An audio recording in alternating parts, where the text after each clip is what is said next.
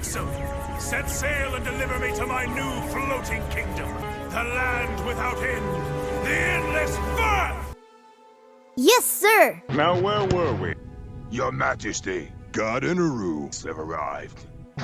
Nobles from all over the world gathered in the Holy Land of Marichois for a council known as the Reverie. Interesting. It sounds like...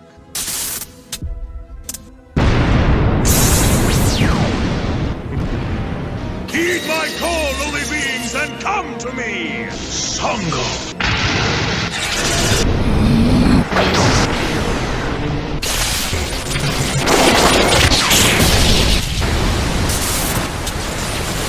I must admit, I'm quite impressed. You revolutionaries really piss me off! Interesting. I see everything. There you are, Rubber Man. Whatever you're trying to pull here, it won't end well for you! The punishment for your crimes! You dare to threaten me? We'll need to take immediate action, but don't worry. I'll take care of it myself.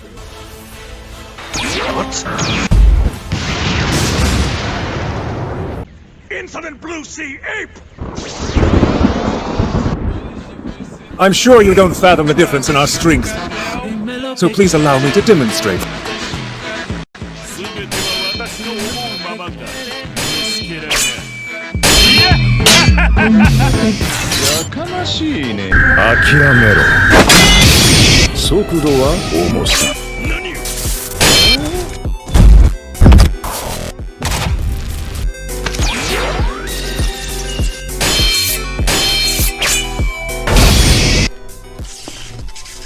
Your 5 minutes are up. And now it's my turn.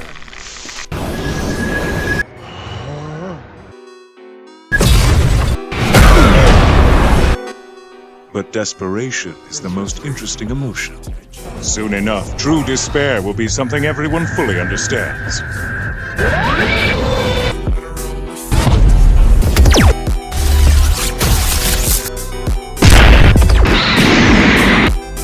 Well then, time to die.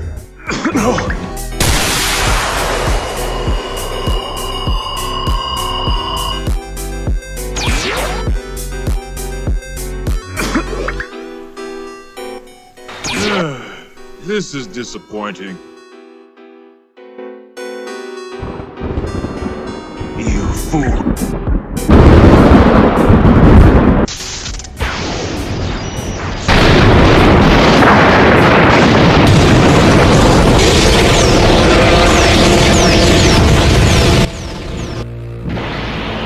Filth like you must learn the only truth. By my hand, nothing is ever impossible, for I am the Almighty God!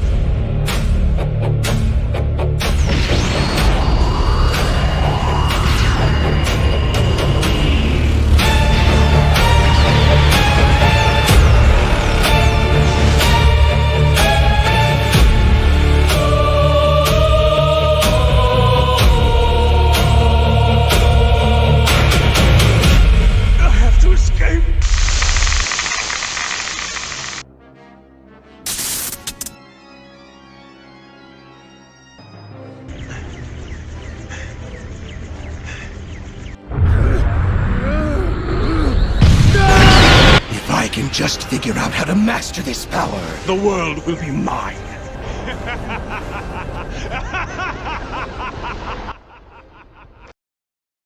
Hey guys, long time no see. After delivering Enel vs Kizaru Phase 1, it's genuinely been quite a while.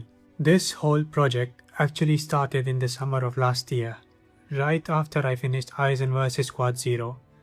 Back then, my early estimate was that I'd have the next animation done by the end of 2025. I even sat down and mapped out a proper 6-month plan for it. Needless to say, that plan failed miserably. Between finishing my final year project and then graduating, I barely touched the animation for months. Right after that, I went straight into job hunting, building projects, learning new skills. The whole cycle, and it still took me about 2 months to actually land a job. Somewhere in the middle of all that, I was still chipping away at this fight scene bit by bit, which is honestly the only reason I managed to deliver Phase 1 before the end of 2025 at all. Early on, I realized traditional art was just too slow for the pace I needed. I wasn't good enough to sketch from memory, so I was constantly juggling multiple references, which meant needing an ideal setup every single time. And the moment I got a perspective wrong, which happened a lot, the entire sketch had to be redone from scratch. That said, traditional art does give you a level of control that I don't think any tool can fully replace. There's a feel to a real lead pencil that digital just doesn't have. I initially considered a cheaper Android tablet, but after enough research I realized an iPad would serve me much better long term, even if it cost more. So I kept saving, did my homework, and eventually bought an iPad suited exactly to what I needed.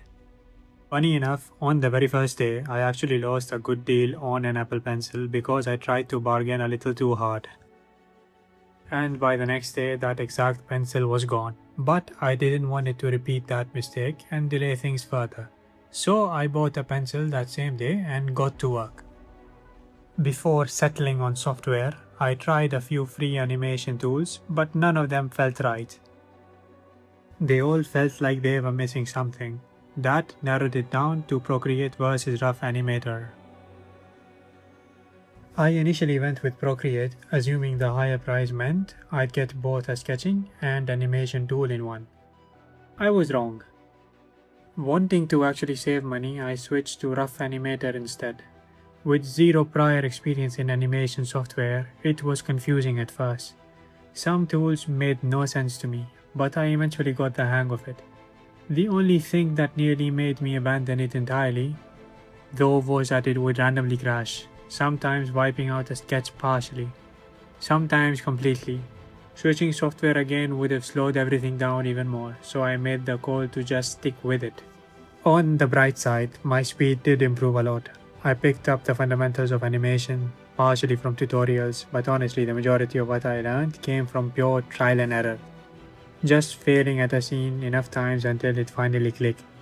That said, some scenes still give me a real hard time regardless of experience. Around this point, things at my job changed. We were all moved to a 6-day work week, no exceptions. So I adapted. I started sketching on the bus during my commute, both to and from work. And once I got home, the only break I allowed myself was to eat, and then it was straight back to work again. These past several months have genuinely been some of the most hectic of my life. But looking at where this project ended up, I am incredibly proud of it. There's a lot of real blood and sweat in this fight. We ran into plenty of roadblocks along the way too. One that really stands out is the emo flower room scene. I originally wanted to build it fully in 3D, but the laptop's older GPU kept throwing TDR errors and just couldn't handle it. We shelved it for a while out of sheer frustration, until the esteemed one finally cracked the workaround in Blender that let us pull it off. On top of that, I wasn't fully satisfied with a handful of scenes from Phase 1, so I went back and reworked them. But since 2D animation eats up so much time, quite a few of those reworked scenes along with others ended up being done in 3D instead, just to keep things moving. Alongside all of this, I also started brand new Instagram, TikTok and X accounts, and this time I actually put real effort into building an audience, and honestly, it's paid off, with some genuinely good results. If you are still here with me, I'd really appreciate a like, a share and a subscribe. And if you'd like to actively support the work we do, feel free to check out our Patreon page. It genuinely helps. Thank you so much for giving our work a chance. It means a lot. Please do drop a comment with your thoughts. I'd love to hear what you think. With that, until we meet again.